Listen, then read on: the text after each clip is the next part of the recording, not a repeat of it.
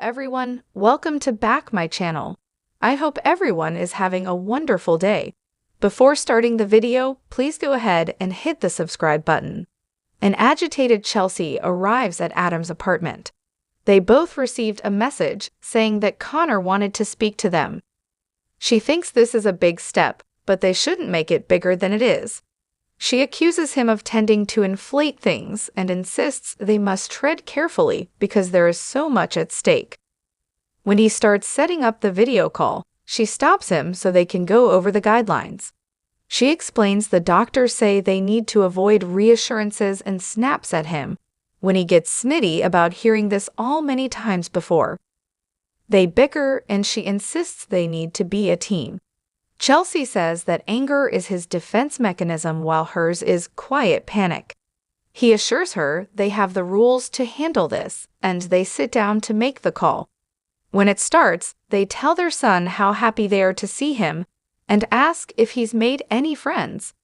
Connor shrugs and isn't sure what to say. Adam keeps asking questions until Chelsea interrupts and asks their son to take his time and tell him what he wants at his pace. He explains that the main doctor gets his mood and disassociations. The doctor tells him that his brain says nope when he gets overwhelmed. They are teaching him to slow down and be more patient with himself. His mom tells him that her mind races ahead too, and she has to stay in the moment. Adam asks if it's okay to check out, but his son snaps and says that you can't. That would mean treating the OCD like it's normal. Connor has been playing soccer again and made a new friend. His parents tell him how much they love him and promise to take their cues from him and the doctors. Their son has to go to class and ends the call. Chelsea tells Adam that she's going to have to email the doctor for some explanations. She notices Adam is thinking and tells him to stop. It won't help. He's not sure that this is really helping their son. He went through disassociation when he was a kid too. He blocked out the death of a man he thought he had killed. Adam worries that his son will end up like him, struggling to fit in and unable to believe he's worthy of love. Chelsea orders him to stop. They don't understand this illness, and they need to stay calm and be ready for what comes. He reminds her that they have passed down all that they are to their son, and that scares the hell out of him. It must be eating her up inside. She starts to pace and admits that it is getting to her, but she won't let it consume her. He pushes her to stop using buzzwords and relying on to-do lists. Can't she just tell him how she really feels? Who would understand that other than him?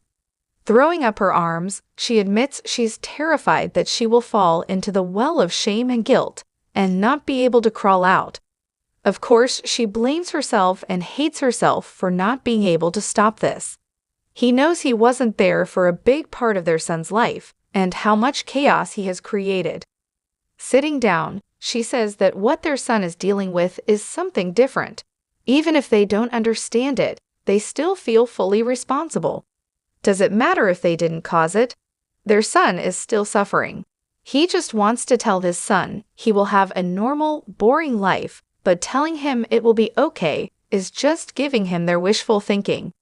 She's sure he doesn't want to hear it.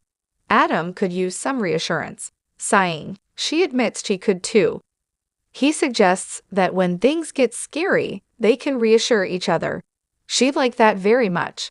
Once they have taken a breath and had some water, they talk about how incredible their kid is. She's glad that they can unload and be there for each other. It's good that they can finally talk as grown-ups and friends. She warns that this is just the beginning. Their son will have ups and downs, and so will they. They assure each other that they aren't going anywhere, and he holds her. Nikki embraces Jack as she walks into the Abbott manse. They discuss Harrison coming home safe. He tells her their great-grandson has been talking about the witch and asks if there is any news on Claire.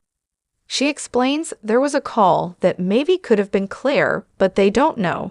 She's agonized about thinking she had anything to do with this. She's sure that Victoria wishes her mother could be more helpful right now. Nikki worries that she sees her as a fragile flower and she hates being so weak. Jack reminds her she's still standing after going through things that would destroy most people. The stress she can handle, she explains, it's the guilt that gets to her. Summer walks in as Nikki declares that this kidnapping would not have happened if not for her.